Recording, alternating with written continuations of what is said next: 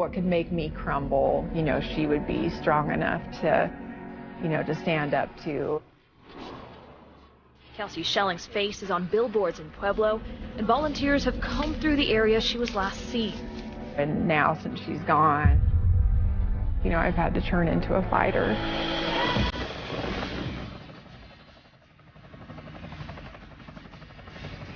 She's the strongest mom I know, who fights for their kid like this. It was like, maybe she'll call, maybe she's out there, A pregnant woman who vanished. Kelsie was 8 weeks pregnant, last seen in Pueblo, visiting her boyfriend. Friends and family would get text replies back, but they said that it just didn't quite sound like Kelsie. I did have a sinking feeling in my stomach. This unknown man is seen walking to Kelsie Schelling's car and is seen driving away with the car. We're trying everything. Breaks my heart. Almost 2 years after Kelsie's disappearance, a mysterious message giving everyone hope comes through that Help Find Kelsie Facebook page. It was saying, if I have information about Kelsie, can I remain anonymous? When Laura responds, a man emails her saying, "Ma'am, please, your daughter is not dead." It was just the fear of what if she is still out there somewhere. What if? It was just what if, what if?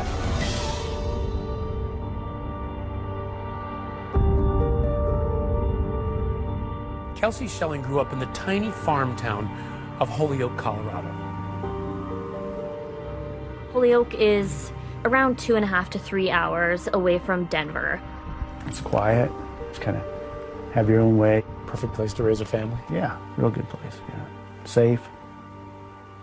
You're hoping anyway, Holyoke is definitely agricultural. There's only one stoplight, and if you want to go to a Walmart, you've got to head west to Sterling. That's 50 miles away. In the early 90s, Kelsie's parents, Doug and Laura, owned the local grocery store in Holyoke.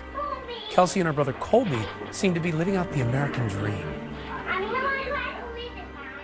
I first met Laura Saxton back in 2016 when 2020 was first looking into Kelsie's story. She's just always been a little firecracker.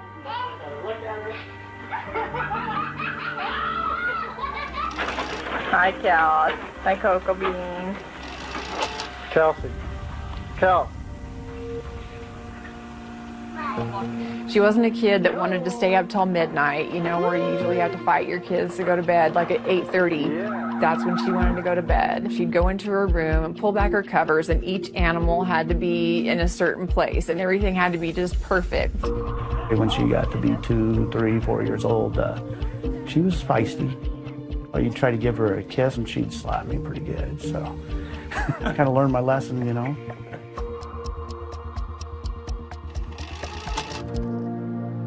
My first impression of Kelsie, she was just an active, outdoors, fun-loving girl, liked to do a lot of sports. When my daughter and Kelsie first met up, their true love was playing basketball together. I was her coach, yeah. Here she is right here. Wow. Is she the point guard? Mm-hmm.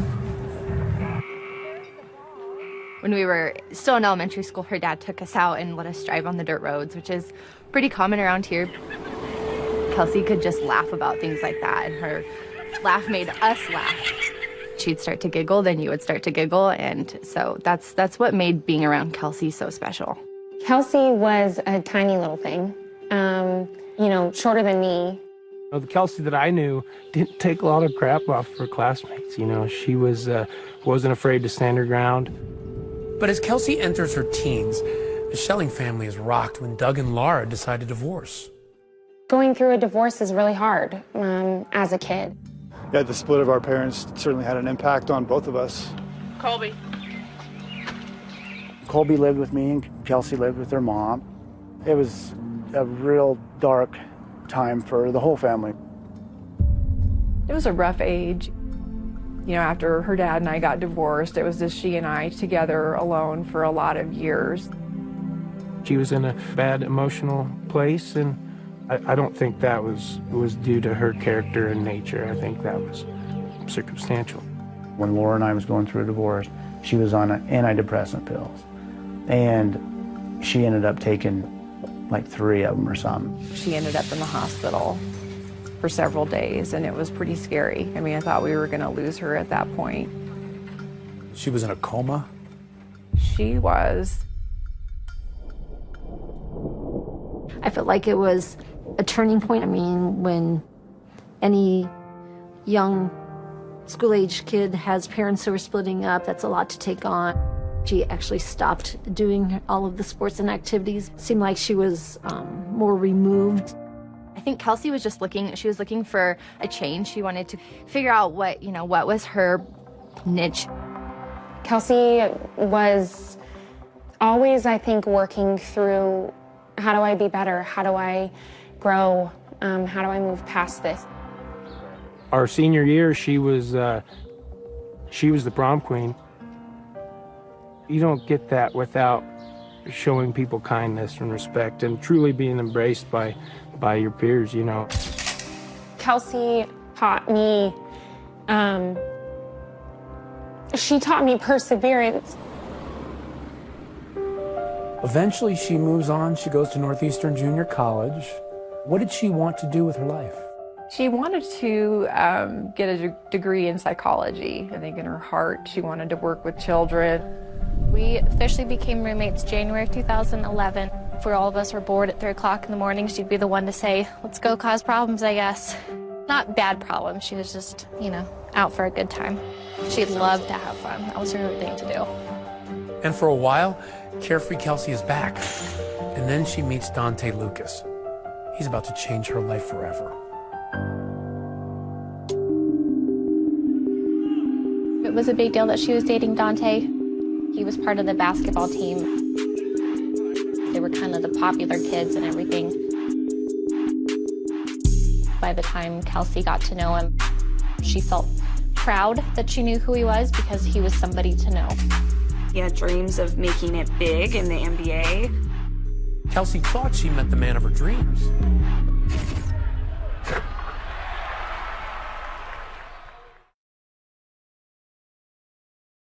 Marker. Please say your full name and give us your title. Lisa Wayne, attorney at law. Well, I had the privilege of being down in Pueblo in the 80s, and I was a public defender. Pueblo's a small town in southern Colorado. Used to be a steel mill town. The steel mill shut down in the 80s. Pueblo was founded and built by people that came from all over the world. We're the home of the Pueblo chili. Everyone that lives there is so proud of this town. Kelsie's love interest, Dante Lucas, lives in Pueblo. Sarah Lucas, Dante's mother, is raising all 4 kids on her own in this Colorado town set on what's called the Front Range of the Rocky Mountains. In the town of Pueblo, a 6'7" star athlete stands out.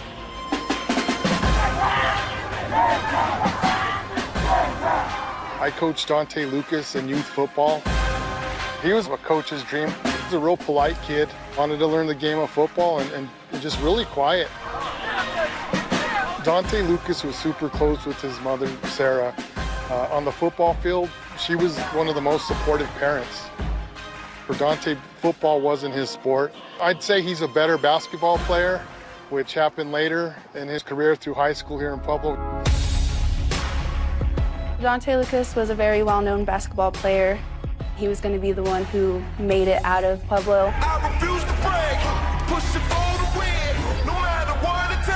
He had dreams of making it big in the NBA. It was obvious that he wanted to pursue it, but the family spoke more about it than he did. We were told by Dante's mom, Sarah, that he was getting contacted from North Carolina and Kentucky. Their dream was that he was going to make the NBA and make a good life for himself. When I first met Dante, he was a freshman here at Central High School. He was 6'7". If you have that kind of size, you know, you can make a lot of things happen. It just amazed me as a guy in class that was so quiet was just as popular as he was. He was a really good role model for the young kids in the neighborhood. His attitude was always good. He was good with his teammates. He just matured into a very good basketball player. His overall drive as a student from day one, it wasn't up to snuff. As a teacher, I'd try to get him involved with the rest of the class. I talked to him about that several times. Whether it was his grades or his skill, Dante didn't get into an NCAA school, but he wanted to continue to play basketball. Dante gets recruited to Northeastern Junior College in Sterling, Colorado. He's playing basketball when he meets Kelsie Schelling, and they begin dating. Kelsie and another one of our roommates actually went to a basketball game and were scouting out the cute boys on the team, saw Dante and decided to go up and talk, and that's how she and Dante met. By the time Kelsie got to know him and really got kind of involved, she felt proud that she knew who he was because he was somebody to know. They spent a lot of their extra free time together. When did you first meet him? I never met him. I saw him play basketball a couple times. Kelsie never really said anything about bringing him home to meet the parents. He was not committed to her by any means. Kelsie could have had anybody, but she kind of always took attraction to people that needed help, that she thought she could turn around. I believe that if Dante was, failing or had bad grades, that his basketball career at the school would be definitely on pause. I don't honestly think that Dante really cared to learn. Kelsie would try to help him. He would just seem very disinterested and not really care. I think she just hoped if she was good enough to him that, he would realize that, she's the one. I think Kelsie stayed with Dante because she found someone that gave her attention even if it wasn't the right kind of attention. And I think Dante was with Kelsie because he got money from Kelsie, borrowed Kelsie's car, basically lived a life that everyone works for but didn't have to do anything for it. Just had to be there. There were good days in the relationship with Dante, and then it just went south. He would play with her heart. I could definitely see some bubbliness fading out as he broke her spirit. Kelsie texts Dante, "I'm really hurt. The way you talk about me to other people is your true feelings. I guess I'm just a fool. I'm so heartbroken." Days later, Dante would respond, "My phone's been dead the past few days." And then afterwards she'd be like, "Oh, well, he's better, he's gonna be better." And then she'd be happy. Dante left Northeastern Junior College because he was kind of done with his studies. After Kelsie leaves Northeastern Junior College, she lands in California, but she doesn't stay there long. Why did she decide to leave? Mostly it was financial reasons. Where did she go from there? That's when she moved back to Colorado, was living in Denver in her dad's apartment, and she had started working at Floor & Decor. When did she start going out with Dante again? Over the holiday time frame, November, December, he would stay with her, but then he'd go back to Pueblo sometime. Were you worried that he would come back and what that would do to her? Absolutely. I saw what it was like before, and I didn't want that to happen to her again. She didn't want that to happen to her again, because she knew the kind of person that she became when she was with him. And how in the world did they get back together? I don't know. She missed him, I guess. Kelsie has a surprise for her family. She's pregnant. She called me when she found out she was pregnant, and she was stressed, very stressed. I could tell she was scared to tell me. Just told her, "I will support you. It's going to be okay." She was happy. Did she tell you anything about Dante's reaction? She said he was mad. She and Dante would be texting, and he would stop responding either during arguments that they were having. She would then get upset, wait to hear back from Dante, and left in limbo, and it was very aggravating for her. Kelsie texts Dante, "You were my best friend. The only thing I lived for day after day. What happened to us? It wasn't supposed to be like this." One time I'd talk to her and she'd say, he's kind of coming around and Dante will never abandon the baby. But a child with Kelsie was not in Dante's plans. Kelsie gets a text from Dante, and he says that he has something for her. He alludes to a surprise, and he wants her to come to Pueblo.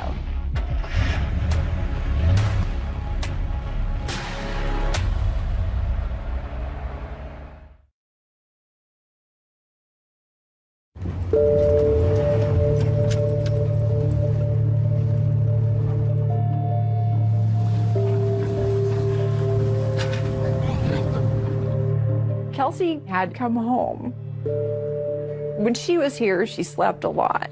I knew it was hard on her working full-time in Denver. Now with the new pregnancy, she was really tired. I said, I will support you. Whether Dante is in the picture or not in the picture, it's gonna be okay. She was happy. She wanted that baby. She wanted to be a mom. She was in a good place. Yes. So I'm thankful for those couple of days that we got before she went missing. My name is Zach Hillstrom. I am a reporter at the Pueblo Chieftain. I think that people have been trying to fill in the blanks about what happened to Kelsie from the time that it happened, and not just when the mystery seemed like it might be a permanent one. On February 3rd of 2013, Dante Lucas, her boyfriend, was trying to convince Kelsie Schelling to come visit him in Pueblo that day. She responded with a firm no. It seems like they fought a lot that night. Just before 3 a.m., Kelsie texted Dante, "You don't have to be in a relationship with me. You don't have to marry me. You don't have to have a happy little family with me. You don't have an obligation to me. You're good. Don't worry. Good night." Lucas's response to that was, "Oh, I know all of that. Thanks for stating that for me." So it was February 4th, and Kelsie had taken 3 home pregnancy tests. So she went into the doctor and had the doctor confirm to her that she was actually pregnant. She got the sonogram done. She even had the photo in hand of her sonogram. She was able to share that with her mom. What did you think when you saw the baby? I was happy. I knew that she was happy. She showed up to work probably 10 minutes late. She just had her ultrasound. She was really excited. She was in a great mood that day. That morning, Kelsie told Dante that she had finished her appointment and that her due date was September 13th. Lucas's response to that was cool. He asked her to skip work and come to Pueblo. She texted him, "I'm not going to come get you so we can fight all day." He texted back, "I don't want to fight at all. I want to give you this." She writes back, "Give me what?" He says, "Just wait and see for yourself. You probably wouldn't believe me if I told you anyway, so you can see for yourself." Kelsie decides to go down to Pueblo after work. She clocked out of work at a little bit after 8:40 p.m. and hit the road to see Dante in Pueblo. So Denver to Pueblo drive right down I-25. It's about 2 hours long. It's just one straight path. Not a lot of people are out on the roads. It is a lonely, quiet drive. While she's driving down to Pueblo, Dante sends her a text saying, "Let's meet at the Southside Walmart." She parks her car there. She texted him at 10:20 saying she'd arrived, and he replied that he'd be there shortly. She's waiting, and she's getting impatient, like any girlfriend would. At 11:10 p.m., he still hadn't shown up to the Walmart. That's when Dante says, "Let's meet at our spot," which is in the neighborhood of his grandmother's home, and that's where Dante was staying at the time. She moved her car there from the Southside Walmart. She was just parked on the side of the road in this residential neighborhood. So then she's left waiting there again, and she's still impatiently texting him. The last confirmed message from Kelsie was sent at 11:18 p.m. She was asking Dante, "Where are you? I've been here for over an hour just waiting."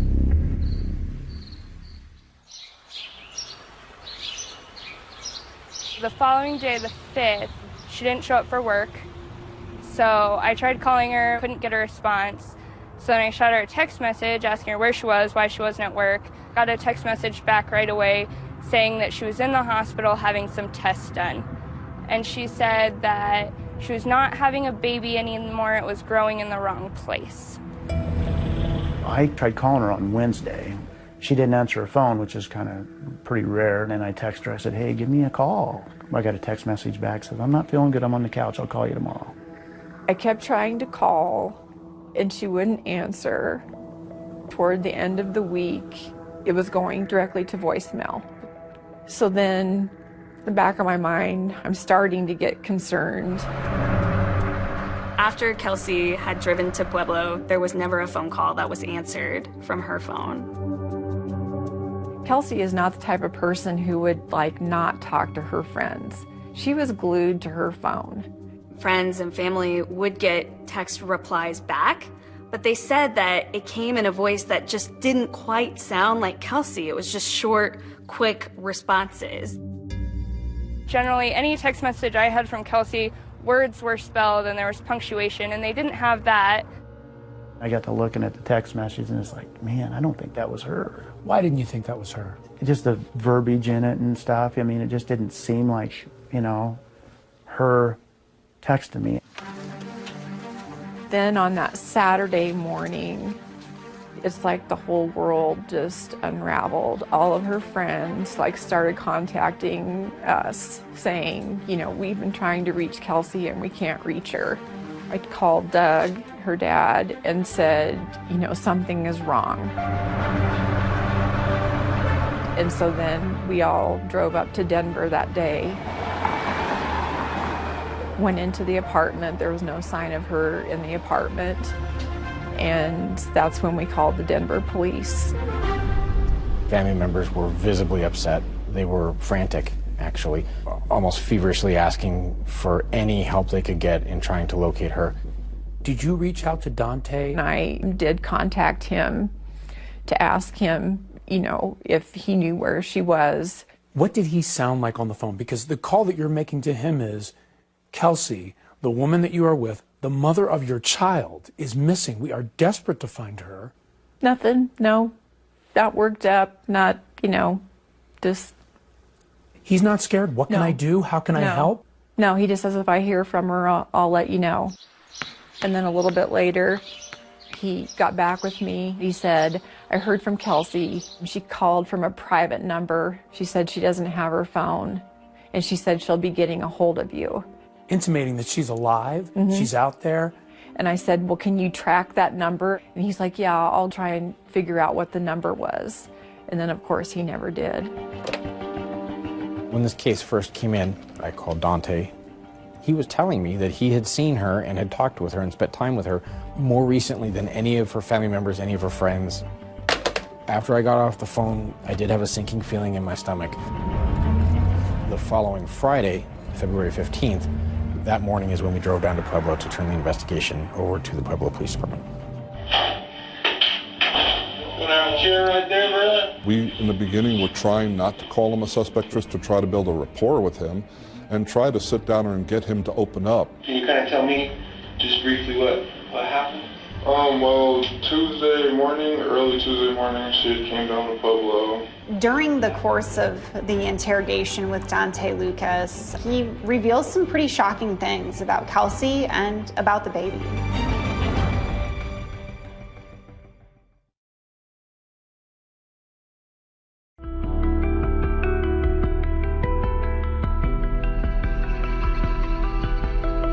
Now to the mysterious disappearance of a Denver woman. Pregnant woman who vanished. Kelsie was 8 weeks pregnant. Last seen in Pueblo, visiting her boyfriend Dante Lucas.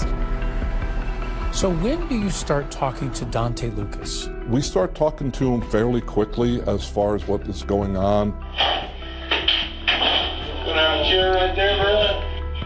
Police bring Dante in for questioning, and immediately he denies a romantic relationship with Kelsie. Now, is she your girlfriend, or no? We never were actually in a relationship. Can you kind of tell me just briefly what happened? She came down to Pueblo and we're talking whatever. She ended up, getting mad at me or whatever. Dante tells Officer Robinson that Kelsie slept in her car in Pueblo. He said that they met up again the following morning and that he brought Kelsie Schelling to Parkview Medical Center, where she went inside. So went to Parkview, and she went in and stayed for about almost 2 hours, hour 45 too. We have no record of Kelsie Schelling ever being here at Parkview Medical Center. Now, what do you check to find out if she was here or not? We have a medical records system that keeps track of every patient that's ever walked through our doors. So for you, there was no way she's ever here. That's correct. He alluded to the fact that she may have had a miscarriage. She came out and she told me that she wasn't pregnant. Just the day before in Denver, Kelsie's doctor told her that the baby was healthy. So then after we left Parkview, Dante claimed that he and Kelsie then went to the Southside Walmart. Kelsie was going to grab some snacks before she made the drive back to Denver. She went to go get some snacks, like something to eat, because she was hungry. And then came back out, we ended up talking, and she ended up telling me, like, get out of the car at Walmart, and she didn't want to take me home. So I just left from Walmart, started walking home, and then my mom came and got me. But surveillance video from Walmart reveals a different version of events. He contends that the two of them are together, and clearly, based on the surveillance, it's one person. It's him getting out of the car, and no one else exits. When the car was parked at Walmart on February 5th, police believe that it was Dante Lucas parking that car, getting out and walking away. They have pretty good surveillance video showing it. The car sat there overnight. The morning of February 6th, this unknown man is seen walking to Kelsie Schelling's car, parked at the Southside Walmart, and is seen driving away with the car. We have no idea who that person was in that video. It's a car that that person is familiar with. And we know earlier that Dante had the key. Who do you think that someone was that came back and drove that car away? You know, there's similarities to Dante, but it's nothing that we can 100% say that is the person who drove it away. When Dante Lucas talked with police, he didn't paint the best picture of Kelsie. He painted a picture of, just that she was kind of troubled. She had like bad anxiety, she has anxiety attacks, so she had pills for that. What can you tell me about that? She's told me before that like she's ended up in like the hospital a few times from like overdosing, I guess. Dante cast her to police as someone who had troubles with drugs. No? I don't believe that, no. She just one time she told me about suicide, but she told me she ended up in the hospital behind it like multiple times. When she was 15 years old, she did. So yes, she has had that in her past. But if she committed suicide, you would find her body. I mean, she was happy. She wanted that baby. She wanted to be a mom. So at this point, Kelsie has been missing for more than a week. But on Valentine's Day, February 14th, 2013, her car is discovered. The car of a missing Denver woman has been found in Pueblo. Detectives will be examining Kelsie's car. It was big news when Kelsie's car was found at St. Mary Corwin Medical Center. How did it get there? What happened to Kelsie? I knew once her car was found that something horrible had happened, because there's just no way that she would have gone somewhere and left her car. To find the car and no Kelsie. And no Kelsie. We did not have any good security footage that could tell us who dropped off the car, how the car got there. Normally, if someone was going to go away for a few days, they'd take their car with them. So we are now leaning towards foul play. So we accelerate the case. Police start working backwards. They start going through surveillance video, and what they find is pretty surprising. Less than 12 hours after she would have arrived in Pueblo, surveillance video shows Dante in her car at an ATM in Pueblo. He's driving and he takes $400 out of Kelsie's bank account. But is it suspicious for you that he uses that card after the date where you pinpoint Kelsie was missing? It is part of the suspicious activity, yes. Because Dante withdraws money from Kelsie's account without her in the car, Dante is brought in for a second time by Pueblo police. This is the second time I talked to you. Mm-hmm. These detectives had a wealth of information to go at him. Why'd you get the money? The money? Mm-hmm. What money are we talking about? $11.39 at the bank. You're on video, dude. In her car with her credit card. You're on tape. No, this is for the 400 that you're talking about? Mm-hmm. This is for my phone bill. Why didn't she go with you to the ATM? It's not in the car. It's on the video.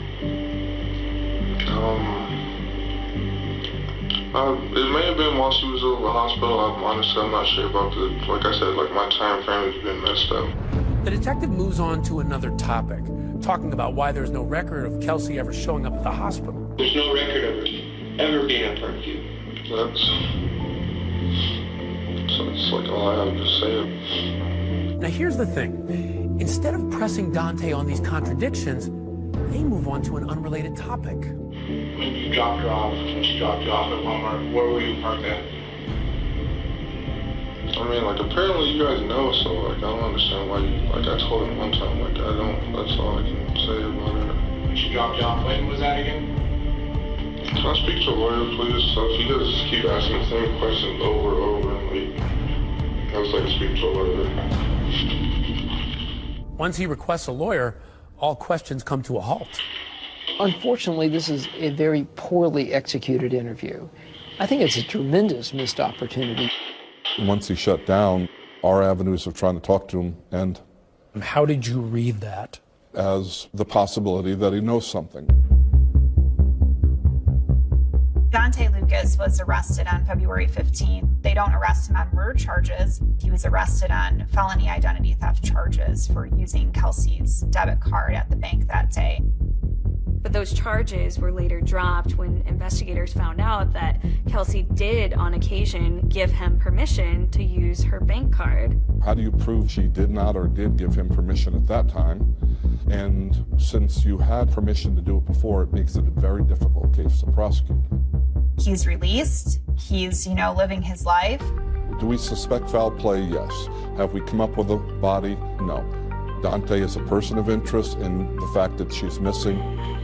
Hoping to get Dante to talk, police bring in the person who knows him better than anyone.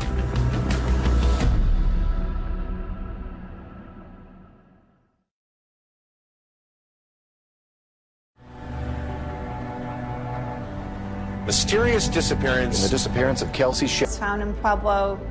Kelsie hadn't been found. Police, maintained at that time that it was a missing persons case. When the charges of identity theft are dropped in March of 2013, police can't get Dante to talk again.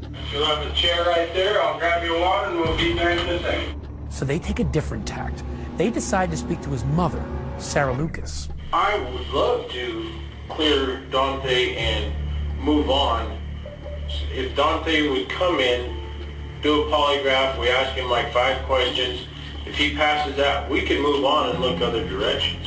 I will relay that to his lawyer, and I know my son wants nothing more than to find out what happened to her. Detectives ask her about February 5th. That's the day that Dante was seen on surveillance camera parking Kelsie's car at Walmart. Did you in fact pick Dante up? I did pick my son up. At that time, did you see Kelsie? Was she with him, or? No, she wasn't with him then. Do you know where she was? Yes. Sarah gives Dante an alibi for his whereabouts on February 6th, when that unknown man is seen moving Kelsie's car from the Walmart. On the 6th, Dante, or somebody that looks remarkably similar to Dante, I'm not going to say 100% was him, but went back and picked it up. There's no way that was him. There's no way he was at home. I know my son. He's not capable of hurting anybody. But it's been 3 years since this case happened. No one's been charged. That's right. You have inconsistencies, lies, but without a body or any direct evidence that tells us something happened to her, to a homicide, it may happen one day, but right now it's, we haven't had any evidence to reclassify it. You look at the Pueblo Police Department, they probably didn't have as many resources, and her family quickly became frustrated with how this investigation was progressing, or kind of the lack thereof any progress. Kelsie's still not a victim, according to them. There's not been a criminal act committed, according to them. We just want an effective investigation done into Kelsie's disappearance. Her family is pleading for your help. We're doing everything in our power to find our missing loved one. We tried to push Pueblo Police for answers. We were there for every press conference, every event, We just weren't getting any new information from them at all. And to me, that was so frustrating. The investigation really isn't being handled properly. Laura Saxton always been a fierce advocate for her daughter, and I don't think she'll rest until Kelsie is found. Many in Pueblo are not giving up on finding clues that could help find Kelsie Schelling. Why do you think people feel so strongly about Kelsie's case? You know, they can't believe it. You know, they try and imagine what if it was their child.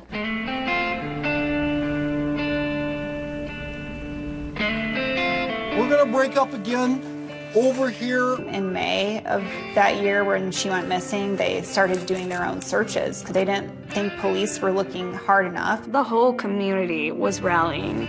There were so many searches for her body all over the city of Pueblo. This is probably one of the largest groups we've had in a while. After 3 years, that means a lot, so thank you. Come on, kid. People were scattering, just looking for any shred of evidence. It's becoming harder to come back. I dread the trips, but I know I have to do it. She comes home empty-handed. The one thing that she doesn't have is Kelsie. They never found anything on those searches. Then those searches turned into anniversaries. Kelsie Schelling disappeared 4 years ago this month. And Kelsie's mother believes police are now closer than ever to finding her. That turned into justice walks. What do we want? Justice! Around the Pueblo Police Department and the District Attorney's Office. We appreciate you all so much. Your support keeps us going. To put pressure on our system to do something here. We're going to keep going. We're going to keep coming up with ideas. I mean, we're trying everything. Kelsie's family offers a $50,000 reward for information. So you feel like you're doing everything you can, even to this day, to find out what happened with Kelsie? Yes. There is no lead we don't follow up. We followed up leads from psychics that call in. Well, they've had a vision on where Kelsie is, and we followed up those leads. In an effort to get some more information, hopefully some tips and leads in the case, Kelsie's family also set up a Facebook page, Help Find Kelsie. It was one source or one place where people could come together to generate information, maybe from even people that didn't want to call police. You get a Facebook message. It was from a woman saying, if I have information about Kelsie, can I remain anonymous? It's so awful. He sold her into sex trafficking. I almost feel like I went insane. What if she is still out there somewhere? We were on the ground to investigate, and I couldn't believe what happened. Right when they're at the trunk, get ready. It's Ryan Smith, ABC News.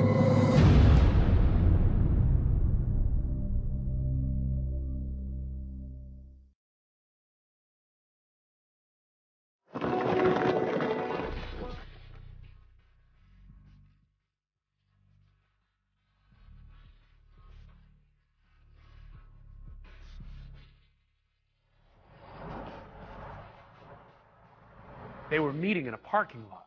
Dante sends her a text saying, let's meet at the Southside Walmart. And she parks her car there. The car sat there overnight. This unknown man is seen walking to Kelsie Schelling's car and is seen driving away with the car. And Kelsie's just gone. Kelsie had taken 3 home pregnancy tests. Now, is she your girlfriend or no? We never were actually in a relationship. The lead suspect stops talking. Can I speak to a lawyer, please? It's a dead end. These are the stories that keep us up at night. But an undercover volunteer befriends him. I had to play the role that I didn't know what was happening, so I was like, oh my gosh, what's going on? Like, what is happening? Okay, they're both rolling now. There's a sting operation. Right when they're at the trunk, get ready. We're about 10 seconds away. Marcus Ryan Smith, ABC News. How you doing? I know that my testimony could potentially help take him down. The anxiety level was high, the tension was high. A witness in the Dante Lucas trial Was found shot to death. Another moment where your jaw hit the floor. When they came and told us the verdict was in, we all were just like, oh my God. Her mother simply won't give up on finding Kelsie.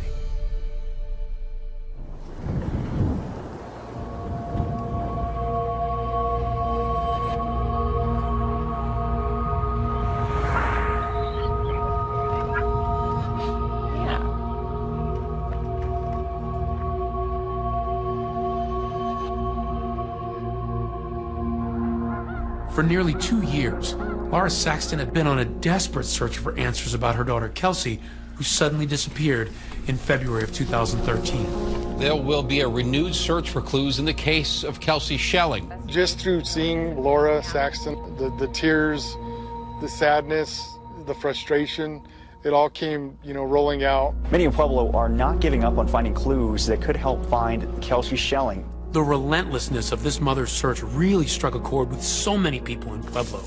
Scores of locals turned out to help Laura search all around the Pueblo area for any trace of Kelsie. Over here on this other hike and 2 more groups.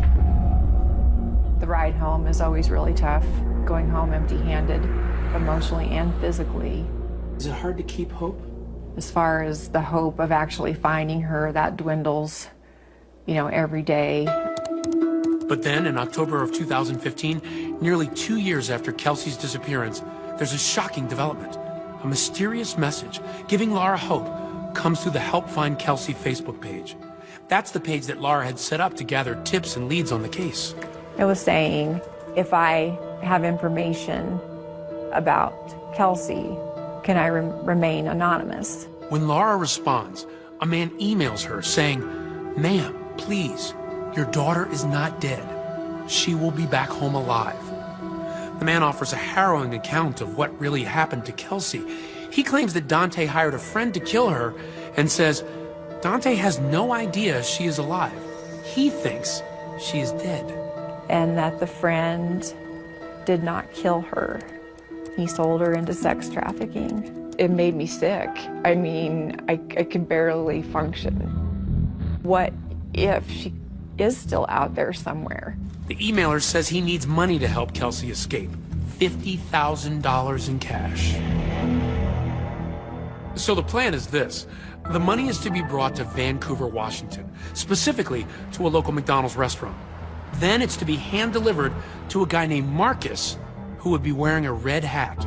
Once the money was exchanged, then this courier person would go and get Kelsie and bring her back to the McDonald's. I'll have to sell some stocks, which will take about a week, but I can push to expedite that process. I just thought, what if she's been out there and I could have found her and we haven't? I mean, it was just what if? Laura sets up the meeting at the McDonald's in Vancouver to deliver the cash. But even though she's desperate for answers, she's worried that something criminal is going on. So she reaches out to the Vancouver police and asks them to go undercover to meet this courier. It felt like law enforcement from Vancouver should have been involved in the situation. But just before the appointed time, the Vancouver police back out, believing it to be an internet scam and not an actual human trafficking plot. But 2020 had the McDonald's under surveillance to see if anyone would show up. Our cameras are rolling as a man with a red hat comes in. That's him. He sits quietly. But after no one shows up, he takes off.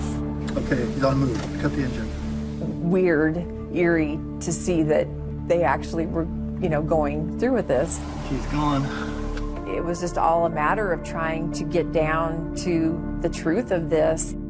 As I was investigating this mysterious email, a contact of mine told me about another missing woman's case that proved to be the key to unraveling this mystery. In Portsmouth, Ohio, 1,200 miles away from Colorado, Megan Lancaster, 25 years old, has also suddenly disappeared. Katie Lancaster is on a mission to help find her sister-in-law. She's gone without a trace. We have her car and her wallet. An eerie feeling like there's something, like we're gonna find something. Months go by with no developments. Megan's family organizes searches and sets up a Facebook page to publicize the case. And then, out of nowhere, he pops up. A startling message comes through the family's Facebook page about Megan. He says, I know where Megan is, and I can get her back. Just like with Kelsie's family, the emailer says he can help Megan escape, but he needs money, $50,000. He directs them to bring $25,000 in cash up front to Vancouver, Washington, specifically to that same McDonald's, and deliver it to a man named Marcus, wearing, no surprise, a red hat. What if he really does have her and I can bring her home? You should stick with the crew, behind the camera, with the crew. To unravel just what's going on with this mystery, Katie agreed to work with 2020 to set up a sting operation. Katie and I are going to be in one vehicle. Just like Laura did 2 weeks earlier, she arranges a meeting to drop off the money in Vancouver at that McDonald's. There are booths over here. Katie, you said this morning that they sent you a text message. They will be sending Marcus. Okay, they're both rolling now. I would be going to this rendezvous with Katie, but wearing a hidden camera. As we walk into the McDonald's at the appointed meet time, we quickly spot Marcus, the man in the red hat, and walk over to him. Katie was instructed not to ask any questions, so I told Marcus, hey, the money is in the trunk of a car parked outside. Right when they're at the trunk, get ready. We're about 10 seconds away.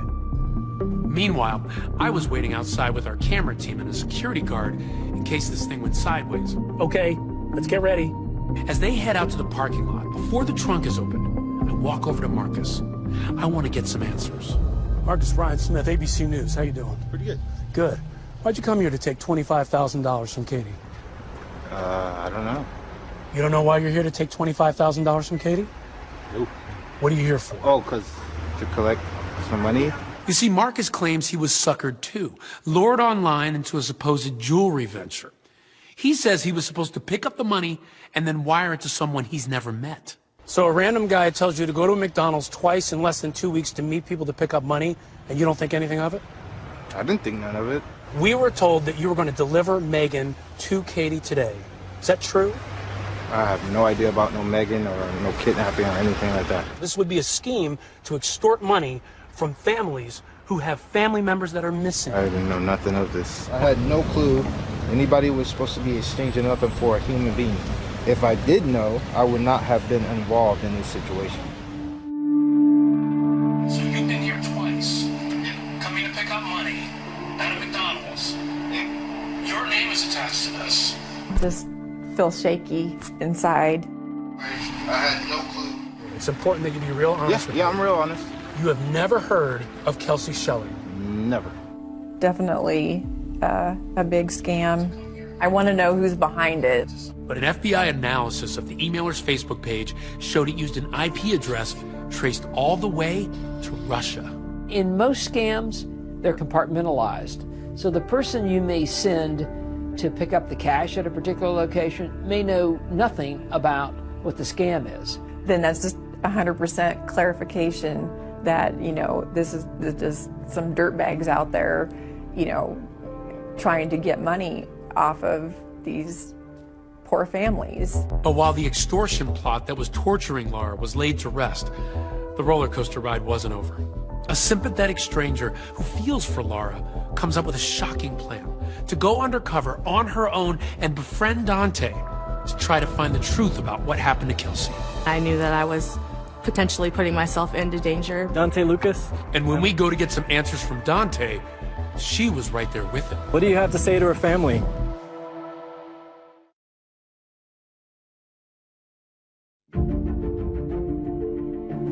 Even though Laura Saxton lives hundreds of miles away from Pueblo, Colorado, the news about her years-long crusade to find her missing daughter continued to resonate with folks living there. Our top story tonight, the search for Kelsie Schelling. Today, law enforcement following new leads in the case. We're going to keep coming up with ideas.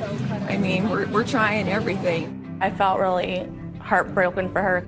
As a mom, I couldn't even begin to fathom knowing that your child's out there.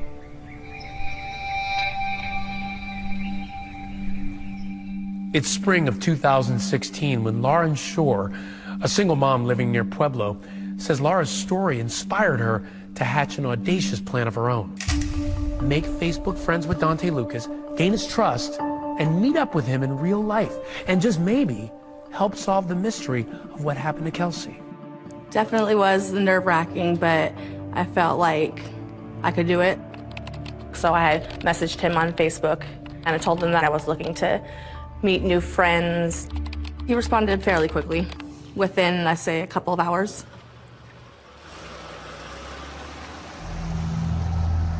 Lauren was eventually able to get Dante to meet her in person. When we shot this footage of Dante playing basketball in 2016, Lauren was there with him. She says it was only the second time they'd ever met. We had went to a basketball court to just play around, shoot some hoops, and that's when a man with a camera came up to us. Dante Lucas, I'm with ABC News 2020. The family of Kelsie says you're responsible for her disappearance. Is that true? Who's Kelsie? I freaked out. I had to play the role that I didn't know what was happening, so I was like, oh my gosh, what's going on? Like, what is happening? What's happening right now? And he kind of just shut down and was like, I'll tell you about it later on. Don't freak out. It's okay. None of this is true.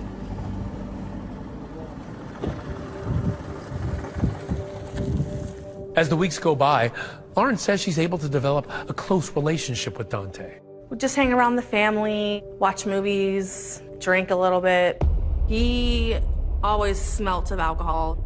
He comes off as very cocky, I feel like. He feels like he's just the man, and he can't do no wrong. Just as she'd planned, Lauren says she got Dante to open up, to trust her enough. The time finally seemed right to ask him about Kelsie. There was only a certain amount of period of time that he would talk about it. 1 minute, he had no involvement, he had nothing to do with it, and then he would just shut down and start crying hysterically and get really upset. But Lauren says something very unexpected happened with Dante. Her undercover relationship with him blossomed into romance. I felt like he did genuinely develop feelings for me and did genuinely fall in love with me. He has this way about him that makes you just feel so sorry for him. In the back of my mind, I always kept that he is potentially a murderer. Lauren says her relationship with Dante continued for about a year, but then something happened. There was an incident outside his house that made her realize she was in way over her head. He's like, I want you to marry me. And he showed me the ring, I took the ring. At that point, I was kind of like done, because I didn't want to get in any deeper than I had already gotten into. Despite all the efforts of this clandestine girlfriend, her work doesn't seem to be paying off, and the clock just keeps ticking for Laura Saxton. She's not any closer to knowing the truth about what happened to Kelsie. I wasn't happy at all with how things were going, and I mean, that's one big reason why I wanted to do the first story with you guys. Was I was hoping that that would somehow bring something out into the light.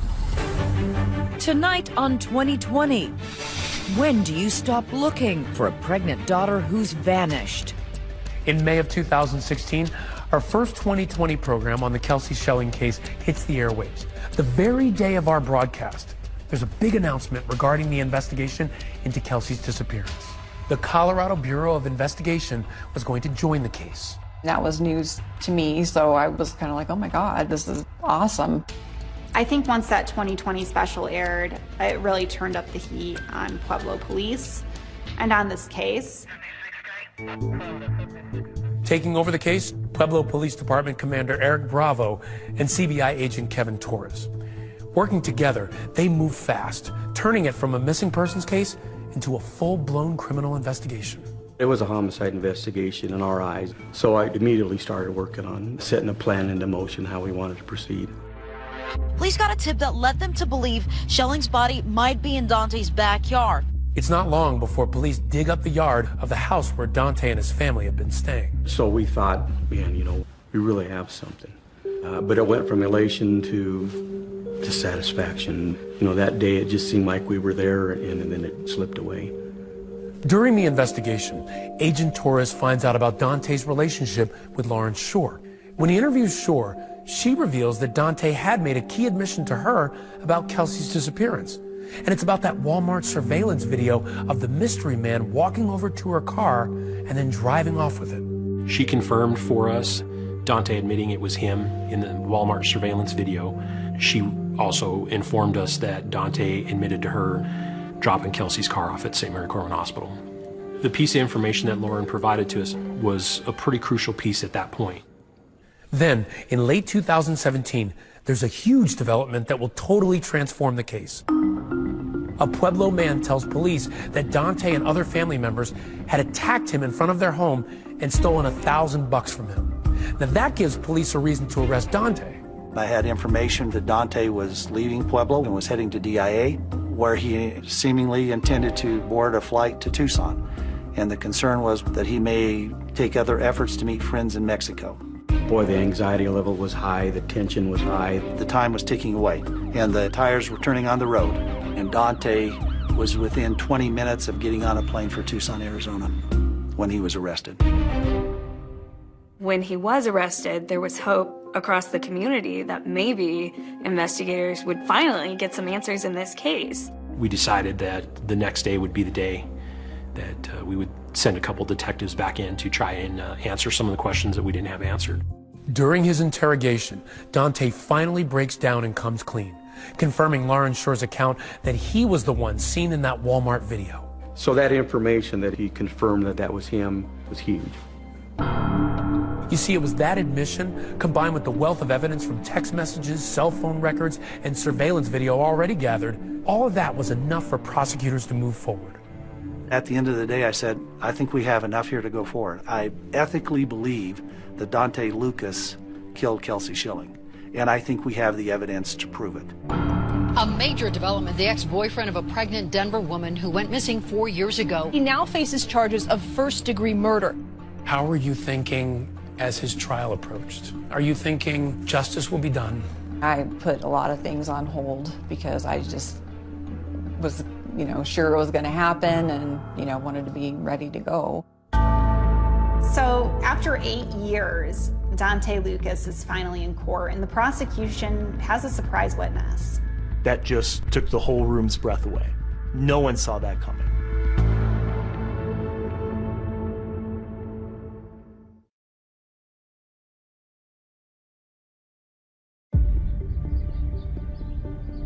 This story became such a big deal here in Pueblo because people want answers and they haven't gotten any for 8 years. Dante Lucas, the Pueblo man accused of murdering his pregnant ex-girlfriend Kelsie Schilling nearly 8 years ago, is headed to trial tomorrow.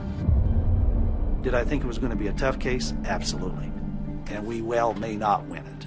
But I owe it to the family, I think I owe it to Kelsie, to go forward and try this case. KRDO News Channel 13's Dan Beatty has been following this case and the trial for more than 2 years. I was anticipating there to just be a mad rush of reporters who were going to try to get into the courtroom. I was very worried that I might not even get a seat. You could feel the anticipation. When I saw Laura Saxton walk into the judicial building, you could tell this was a day she's been waiting for a long time. Denver 7's Liz Gilardi in Pueblo today for opening statements. Liz, you have been with this case every step of the way now for all these years. The prosecution simply started out and they said, this is not a missing persons case, this is a homicide case.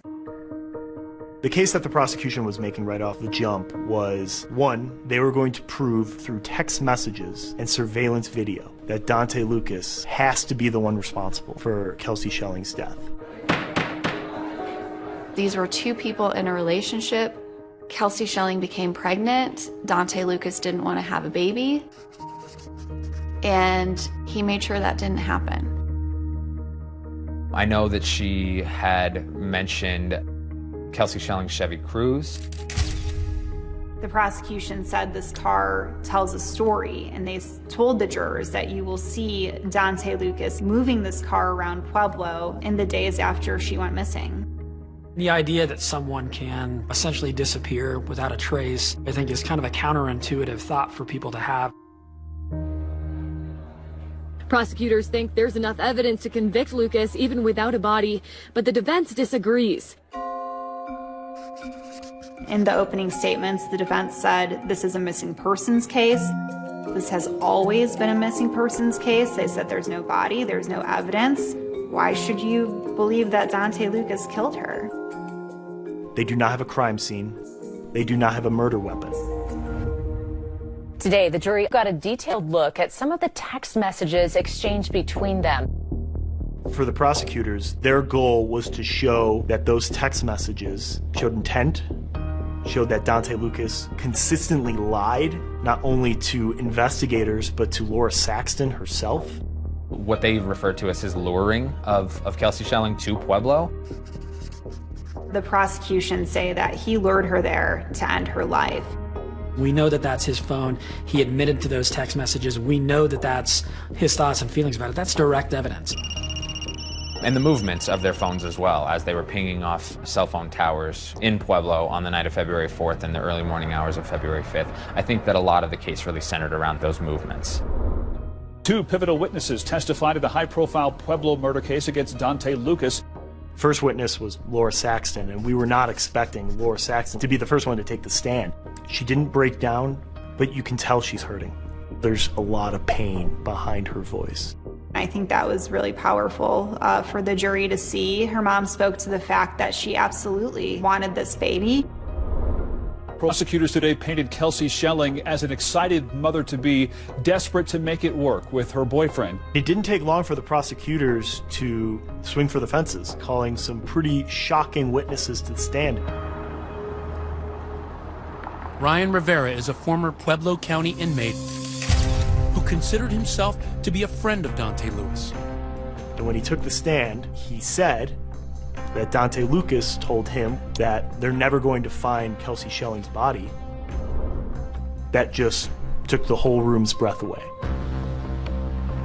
Ryan Rivera, he was the only person who came forward over the duration of this trial that really said, Dante told me he did this. I wasn't in the courtroom, but well, jailhouse snitch on its face is just not credible. I mean, that's the assumption that we believe jurors have, and it's the assumption we have as defense lawyers. Why would this person do it? What's the benefit? What's the motive? There was no deals made about charges he would get to plead to, time he would get to serve. There was no deals like that. There were a lot of names on the prosecutor's list that I was shocked by, but Sarah Lucas certainly topped that list. When you saw that Sarah Lucas was on the prosecution's side, everyone wondered, what is she going to say?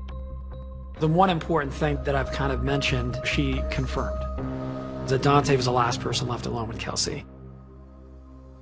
The prosecution painted a picture of a troubled relationship.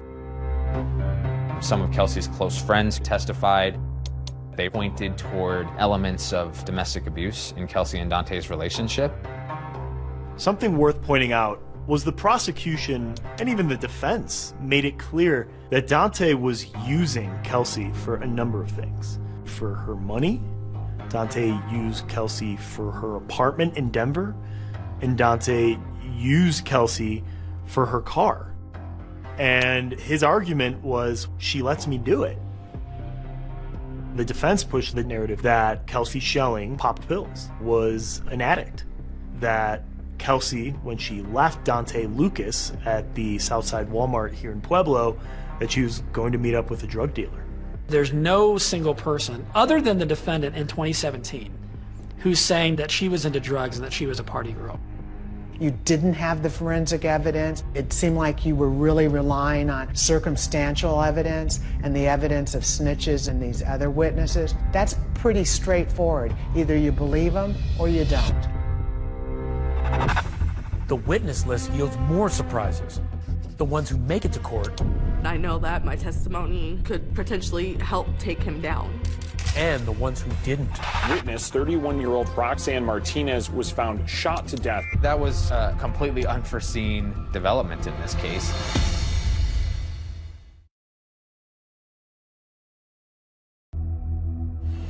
Breaking on Denver 7, a key witness in the Kelsie Schelling murder trial found dead. That witness, 31-year-old Roxanne Martinez, was found shot to death in Denver last week. These are still very stunning developments. Roxanne Martinez, a witness for the prosecution, who was set to testify soon. That was just an absolutely, completely unforeseen development in this case. People were reeling when that news broke. Denver police officers were called to a residential area in southeast Denver on a report of an unresponsive female who was lying in the roadway. We determined that that individual had been shot one time and died from that injury. Her dad is in shock, her mom, her stepmom. It's just tragic all the way around. I think when a witness in any major case turns up dead directly before they're set to testify, I think, of course, people are going to think, was she killed because she was going to testify? Denver police arrested a suspect in Martinez's killing, 29-year-old Emmanuel Chandler. Chandler has been charged with first-degree murder, but he hasn't entered a plea yet. We don't have any connection between Mr. Chandler and Mr. Lucas or anybody associated with that trial. Our concern was to make sure that people understood that while she was an endorsed witness, I couldn't comment on her testimony. Nobody knows what Roxanne Martinez was going to say on the stand for sure, with the exception of maybe the investigators who talked to her. But while prosecutors say they can't discuss what Roxanne Martinez would have said on the stand, 2020 has uncovered some revealing details about her. You see, back in March of 2016, a woman named Roxanne had reached out to Laura Saxton through that Help Find Kelsie Facebook page. Roxanne messaged that she used to date the guy Kelsie was pregnant with, and he told me what had happened and started crying. I'm instantly like mixed emotions, like, okay, are you going for the reward, or, you know, are you for real? When Laura asked, do you know where Kelsie is located? Roxanne replied, he told me everything. Yes, I do. Basically, her information sounded very good and very promising, and so we really wanted to meet with her. This mysterious woman agreed to meet Laura and her husband at a Mexican restaurant in Denver. We were actually on our way there, and I tried to reach her by phone to let her know we were coming. She said that she was in the hospital and couldn't meet us. That was kind of the extent of what I really remember. And then, you know, past that, then, you know, that was all turned over to law enforcement to look into further. Authorities say that woman was the same Roxanne who was killed during the trial. I can confirm that CBI followed up and interviewed her, that we did have her as an endorsed witness, that we wanted to testify during trial. The thing that I'm steering clear from is I just don't want to talk about evidence that wasn't actually admitted during trial. Martinez's killing shakes up the trial and threatens to overshadow the testimony of another prosecution witness who had a remarkable story to tell. It's none other than Lauren Shore, that woman who befriended Dante as part of a plan to try to find out what happened to Kelsie. I know that my testimony could potentially help take him down, and that was realistically why I wanted to testify. Shore testifies about Dante's critical admission to her, that he was the mysterious figure seen picking up Kelsie's car after it sat overnight in a Walmart parking lot. I said, so that must have meant that you had dropped the car off at the hospital, correct? And that's when he said, yes, that was him that dropped the car off. When the defense cross-examined Shore, they attack her credibility and her motives, at one point characterizing her as a sex informant because she had a physical relationship with Dante. It's fair game, and if you're going to put yourself out there like she did and sleep with someone, the jury ought to know about that. You're having intimate conversations, and that cast a lot of suspicion on her as a witness. The sex informant part really bothered me because I wasn't having sex with Dante to get answers out of him. I was playing my part and role as girlfriend. So to me, to be called such was really degrading. On the very last day of its case, the prosecution played an interrogation video of Dante confirming Shore's account. The clip that I played at the beginning of my closing was his phrase to detectives, "I lied from the jump. I moved the car." I wanted the jury to hear the defendant, in his own words, say, "I lied." When it's the defense's turn to present its case, they raise a lot of eyebrows in court. The defense didn't call a single witness to the stand. The defense immediately rested their case. And it was just another moment where your jaw hit the floor. The burden of proof is on the government. It's simply messaging in a very strong way to the jury, they haven't done it. It's not guilty. So it's a strong message. There was just really not a lot of hard forensic evidence to go off of. So as far as, what evidence they put forth to court that was irrefutable, that Daunte Lucas killed Kelsie Schelling, I never saw that. After a shocking final day of the trial, the jury was going to deliberate, and I had no idea what was going to happen at that point. I think everybody was just like holding their breath.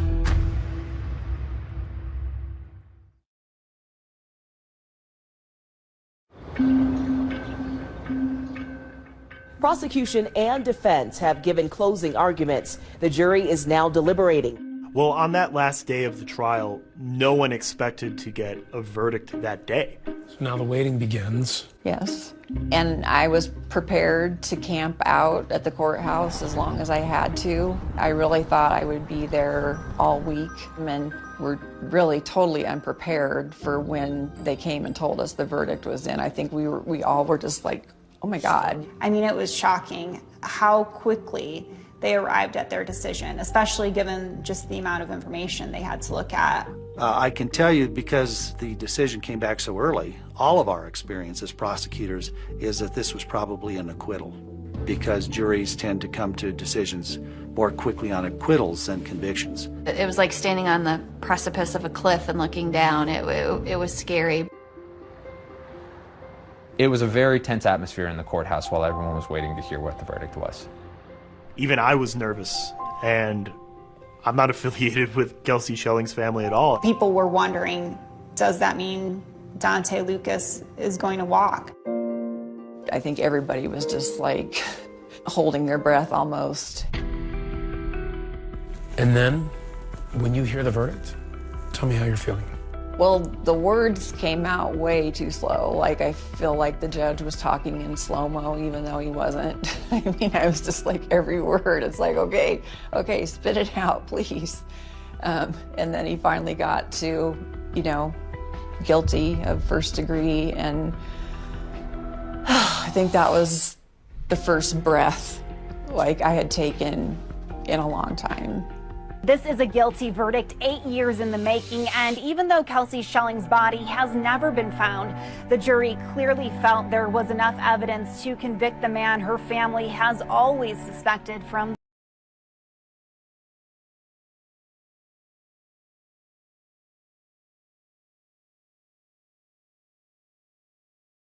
Less than 3 hours to find Daunte Lucas guilty of first-degree murder. He was sentenced to life in prison without parole. It was just so emotional for everybody, for both sides. It's a sad story. It's a sad situation that didn't have to end up like this if he had just let her come home. You mentioned it was a lot of emotions for both sides. Did you find yourself looking over at their side? Daunte was sitting right in front of me. I looked at the back of his head through the whole trial.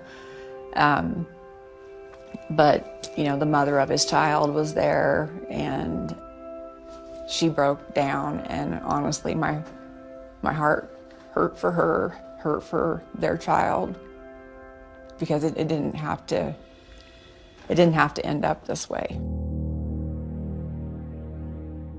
Ryan Rivera's testimony was the biggest bombshell for our trial. It had moved us all. I could hear the gasps even in the masks of fellow jurors. When it came out that he was convicted, I think there was a great feeling of satisfaction and relief, not elation. You have to look at it from this side too. Mr. Lucas is a young man, and he was convicted of a criminal crime that shapes his life for however long he lives. I think it's every parent's worst nightmare that a child goes before you, and you can never fully heal that wound. I can tell you, I almost lost a child in the early 80s. And so I had a lot of sympathy with Laura and her family, because I came that close to that tragedy. And that child was the lead prosecutor on this case. So the elected DA is my dad. And Kyle McCarthy, who was obviously on the case with me, is my husband.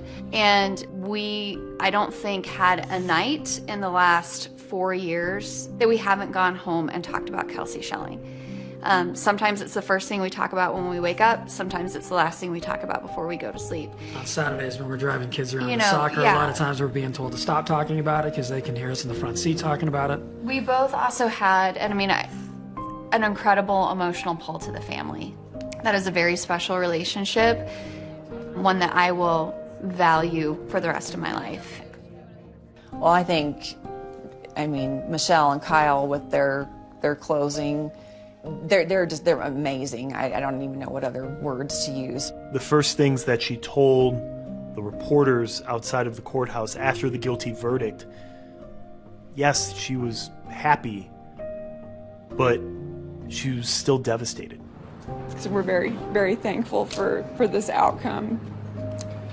But in the end, I didn't get Kelsie back.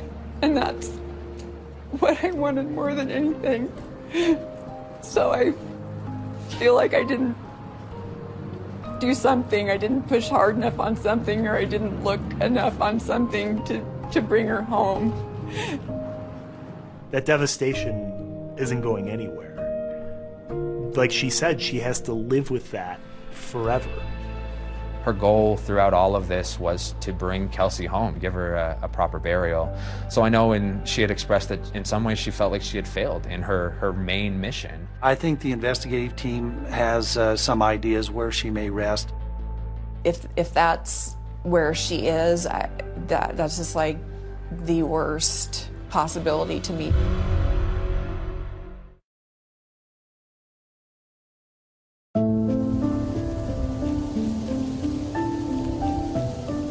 That very first day that we met in September of 2016. I'll never forget it like it was yesterday, and it was just a special bond that we formed. Kelsie's mom just battled and battled and battled. 8 years, I was hoping that it would never take this long. I grabbed my mother very tight and held her very close, held onto my dad's hands. Since the trial's over, it's because And Kelsie still hasn't been found, so but I've just felt very empty this past week. It doesn't feel final because we still don't know where Kelsie is, and we still don't know exactly what happened. It turns out that prosecutors did present troubling evidence from the night Kelsie disappeared.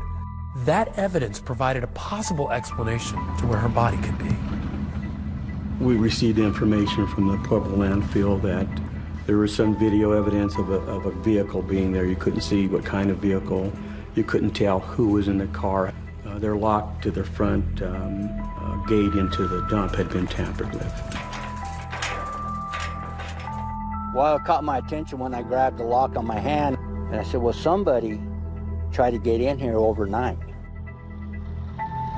The cell phone records, the pings were all out in that area. So, we suspected that's what happened. If you heard the testimony of the landfill expert, it would be next to impossible to just find a body just by conducting a search of the landfill. Who wants that for their child to be the final resting place? No one. We want to bring her justice and bring her home with us, her and Kadri both. Kadri, that was the name that she was going to give the child. I'm never going to recover without getting her back, and so I still have nowhere to go to take her flowers, to go sit and talk with her, take her balloons on her birthday, go to see her on the holidays. Hi,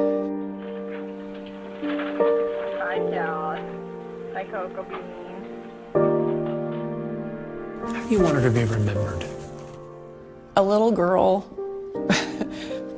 with a really big heart, a really big smile, a really big laugh, beautiful eyes, silly. She was so silly. I miss being silly with her. I miss all the things that we didn't get to do together.